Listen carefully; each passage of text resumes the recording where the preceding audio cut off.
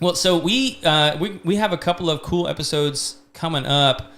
We have a review of a sauna that we just put in over at the party deck. It's like a big cool. Have you guys like seen these like new home saunas that you can get? No. Like it's cool. It's like a big wooden box that I got it. My chiropractor recommended it to me, and he's like, "Look, dude, just get a sauna. You can sit in, you can sweat off all your troubles." I was having really bad back problems, and he's like, "Look, this is one of the strategies that you can engage in order to get your back ready or get your back better," and it really has helped.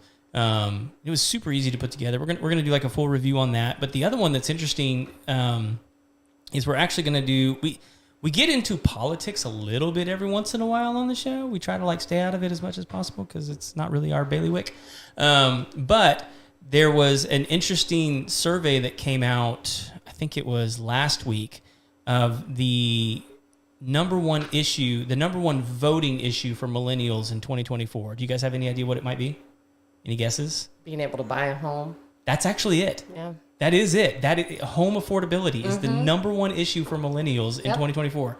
And like what is interesting about it to me is like none of the candidates are talking about it.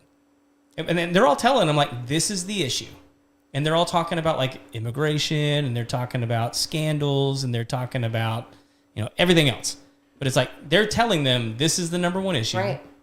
And they're not, what are they doing about it? What a shocker. I don't think they have an immediate fix or a quick turnaround on how to fix the market, on the homeowner market. Yeah. And so that's why they're avoiding it, because anything that they say that they're going to do to try to fix it, it's not going to happen right away. So they're trying to dangle the carrots for us to all paw at, and I don't think that's one of the easy carrots for them to attack right now. Yeah, no. It's not going to happen. Well, it also seems kind of weird to me to go to the people that screwed it up to try and get them to fix it. Yeah, right. Hey, you really messed this up. What are your best solutions? Yeah. It's like, hey, you spray painted and I don't know. I was trying to think of a good example.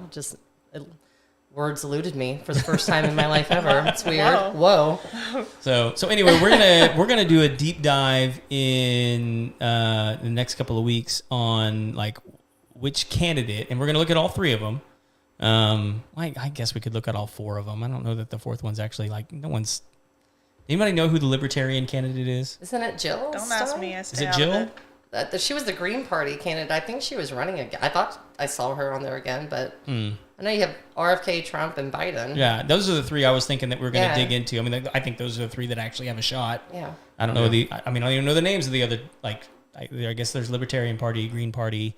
They never, like, I don't even think they go above 1% in the. Oh, no. Yeah. So, it's terribly difficult to get any traction in that. Yeah. I listened to an interview with RFK today. Yeah. And I think he's an interesting dude. There's a lot of stuff about him I'm not on board with, but dude's into falconry. Yeah. Did y'all know that? Like he's been raising hawks and like he's been catching hawks and rearing hawks since he was a kid. All right, that's it. That's cool. Elected. That's cool. It's cool, isn't it? I was like, and like there's a hunting podcast that I listen to. Shout out to the Meat Eater podcast, to the Steve Ranella and those guys over there. Brought him in. They started talking about falconry, and he was like, "Yeah, I've been catching these birds since I was a boy." And he was talking about this kind of hawk. There's what is it called? Anyway, he was talking about his first one was a red-tailed hawk, but then he found out that there's these other hawks. They actually hunt in packs.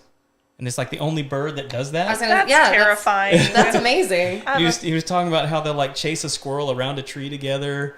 I mean, it's just cool stuff. And he's like, when I found out that they did that, I was like, I had to get one. And I was like, who does that? That's why I avoid them. Like, oh my gosh, no, thank you. It's like, no, I'm just going to go and catch one and train it and like just steal all their babies so I can sell them. Well, okay, now maybe not elected. Hey, you make money where there's money to be made. Yeah. It's a great hobby, though. I mean, well, it's like one of the oldest hobbies. Yes, it is. I mean, it's like it is like the hobby of kings of old. I mean, like he said he picked it up because there was a book he read out of the Oval Office from when his uncle was president about King Arthur and how he was into falconry. And he's like, well, if King Arthur wasn't into it, I'm going to be into it.